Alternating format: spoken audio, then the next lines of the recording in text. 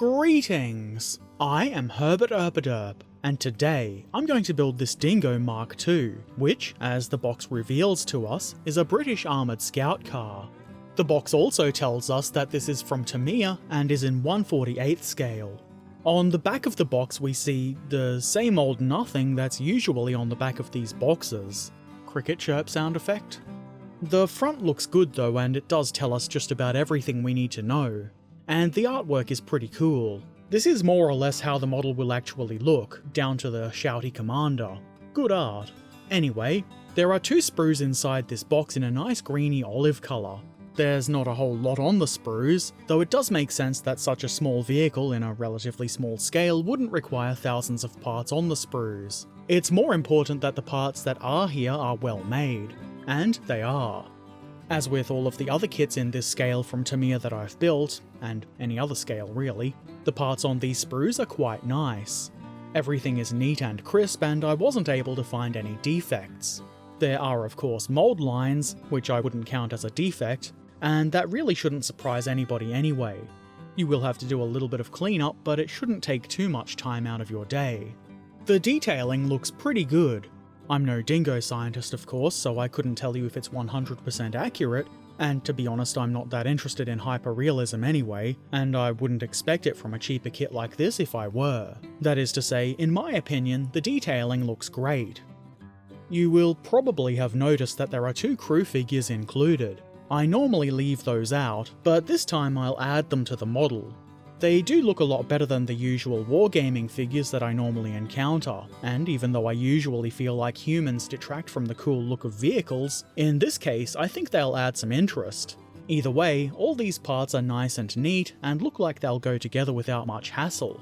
Spoilers? They do. Also inside the box we find this small decal sheet. There's only really markings for one specific vehicle, but that's okay. I'm sure if you want to model a different dingo you could find aftermarket decals, or just do some surgery on the number on this sheet. Also included is this instruction, well, I wouldn't call it a booklet, it's actually more of a scroll really. Just need those fancy scroll end bits.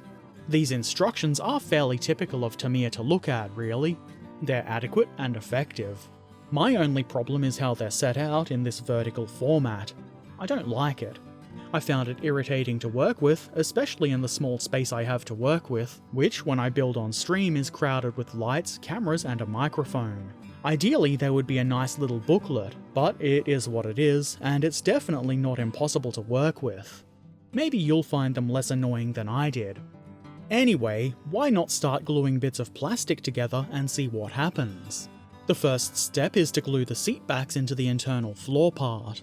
This is a simple matter, though for the driver's seat I found I had to nudge the part into place with my knife because I couldn't get my fat fingers in there.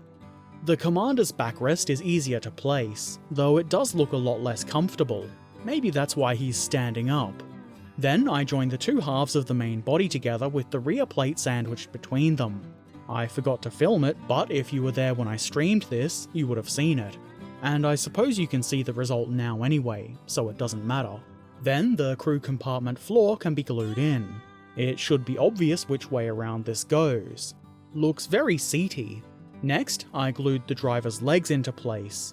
The instructions want the entire driver figure to be glued in and painted during assembly, which would be a pain in the arse for me to do, and would have caused the stream to end way too early. Instead, I decided to try building the upper half of the driver and leaving it separate. So I glue the steering wheel onto this front plate part.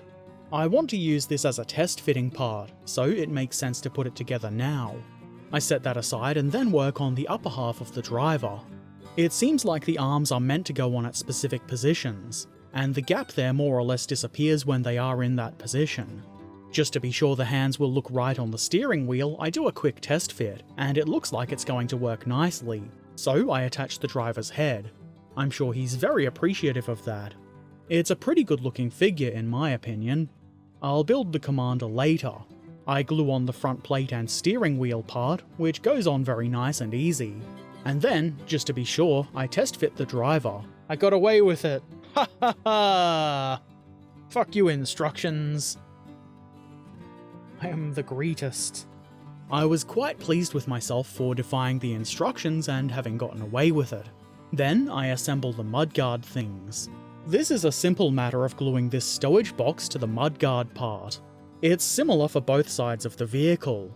I leave those assemblies to bond for a bit and then I install the rear wall of the crew compartment, or I guess the front wall of the engine compartment. There are some little nubs on the inside of the hull to guide this part into place, and it goes in very easily. I add glue and let it seep in between the parts, which is a nice feature of the Tamiya extra thin glue that I'm using. I then apply a bit of pressure to the sides to reduce the gaps as best I can. Then comes the front plate part. I initially tried to install this backwards. Not really recommended. If you do it the right way around, it goes in pretty easily. If you put it in backwards, I suspect you're going to struggle. Again, I add glue after putting the part into place because of reasons. Next, I put the top of the engine compartment on. This part fit really nicely. It's really satisfying when the parts go together so easily and look so good. Then I install the mudguards. I bet you thought I'd forgotten about those, didn't you? Well, I didn't. These have tabs on them that slot into the hull, which makes it very easy. Once they're in place, I put some glue where they rest against the hull. This should make for a good strong bond. There are also mudguards for the front of the Dingo. The one for the right side has this thing. I think it might be a jack. Whatever it is, it mounts into the hull very easily. Then, why not install the mudguards?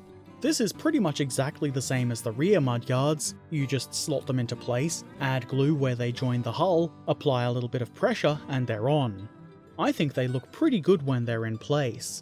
I did have a lot of good things to say about this model as I was working on it, and I believe they are true. Next, I assemble the underside of the hull. This mostly involves gluing these axle-y suspension-y things to the lower plate part. Nothing too tricky about this. You can tell the axle-y parts are apart. The tabs inside the springs on the forward one are a bit bigger, and there's a pin to go inside that raised hole thing on the bottom plate part. Then comes this part that probably has a name that I'm unaware of. Initially I put this on backwards. Don't do that, it's very silly. And not the good silly. It fits much better when you put it around the right way, as I've done here. Then that lower plate assembly can be glued onto the bottom of the hull. This is simple enough as you can see here. Just make sure that the suspension springs are sitting inside of the channels for them on the side of the hull. Pretty simple. The wheels come next. They do need some assembly. These ring things need to be glued into the inside of the wheels.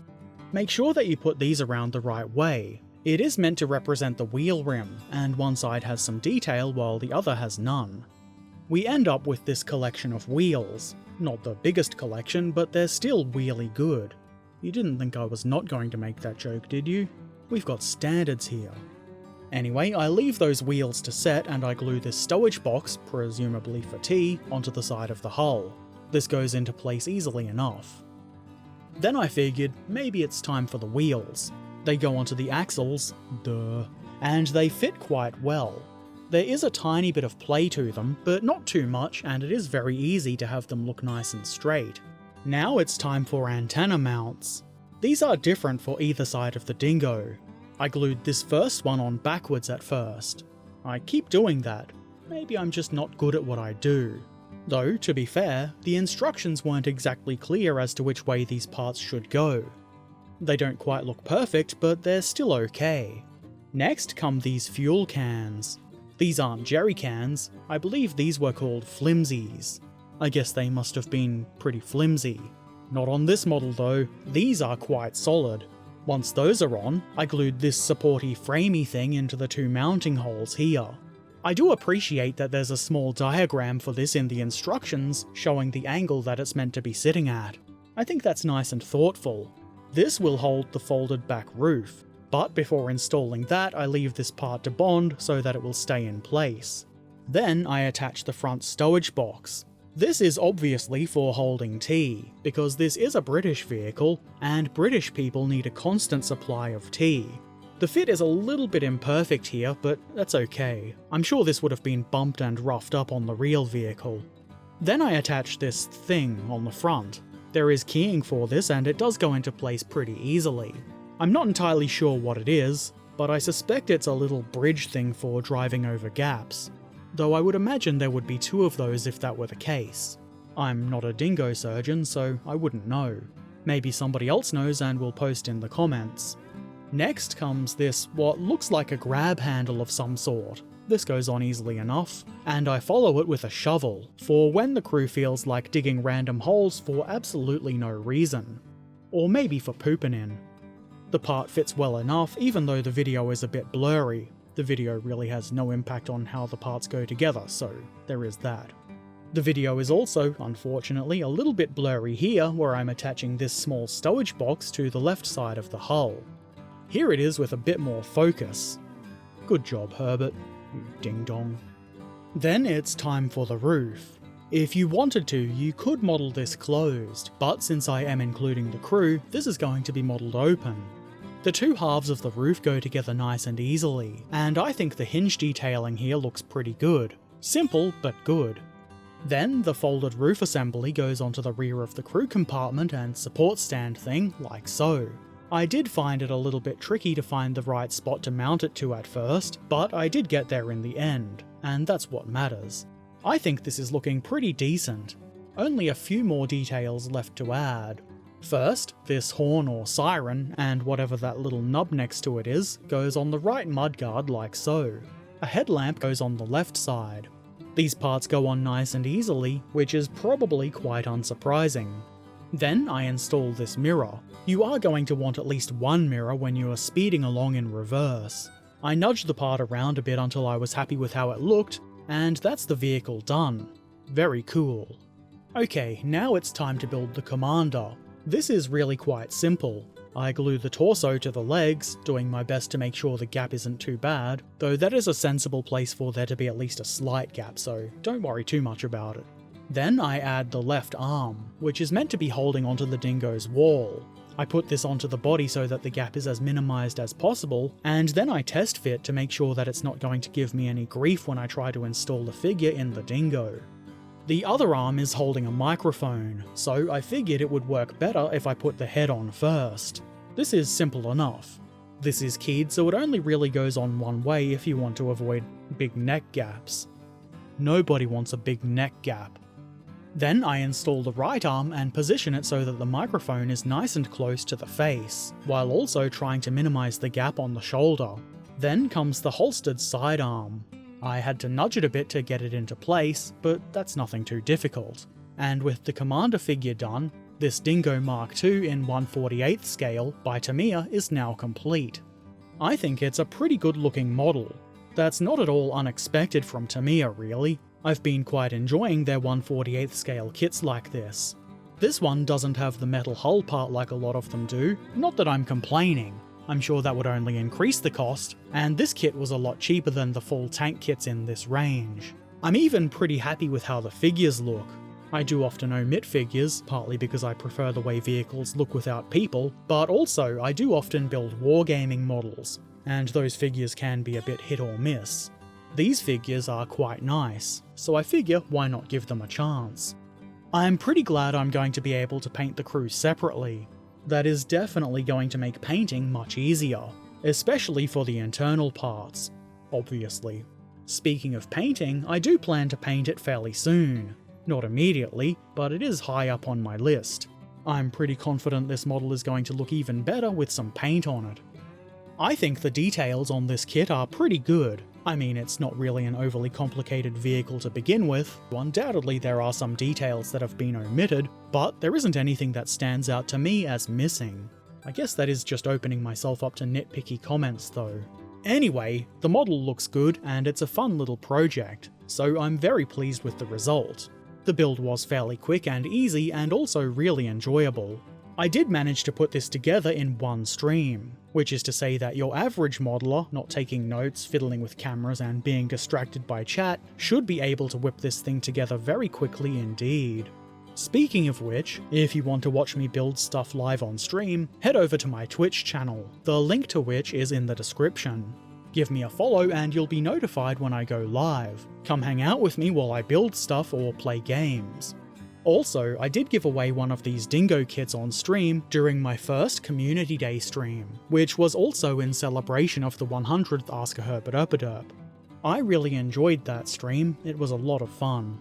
Anyway, I enjoyed the build, I didn't encounter any issues that weren't my own fault, like trying to put things on backwards, and I'm very pleased with the result. What do you think? Have you built this kit before? Or some other Dingo kit that you liked? If you've got pictures, feel free to share them over on our Discord server. That would be nice. Oh, also, I forgot to add a Dingo ate my baby joke. Damn it. Crikey, a dingo ate my baby! There we go. Ha ha ha, you've done it again, Herbert. Anyway, if you haven't already, don't forget to subscribe, follow, ring the bell, and all the other things you do on YouTube and social media. Links to all of my things, including Patreon and my Twitch channel, are in the description below.